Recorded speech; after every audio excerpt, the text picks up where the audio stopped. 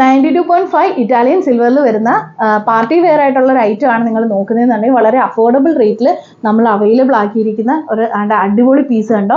ഇതിൻ്റെ കൂടെ തന്നെ കമ്മലും വരുന്നുണ്ട്.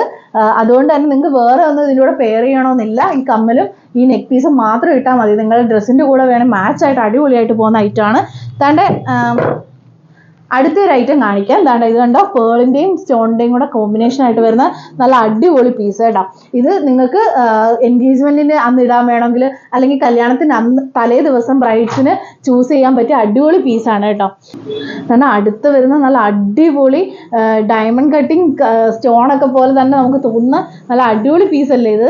നമുക്ക് ഇതൊക്കെ പിന്നെ റീയൂസ് ചെയ്യുകയും ചെയ്യാം. നമ്മൾ കല്യാണത്തിന് തലേന്ന് ഇട്ടാലും നമുക്ക് പല മാലകളും പിന്നീട് റീയൂസ് ചെയ്യാൻ പറ്റില്ല. പക്ഷേ ഇങ്ങനത്തെ ചെറിയ നെക്ക് പീസ് ഒക്കെ ആണെന്നുണ്ടെങ്കിൽ നമുക്ക് റീയൂസ് ചെയ്യുകയും ചെയ്യാം.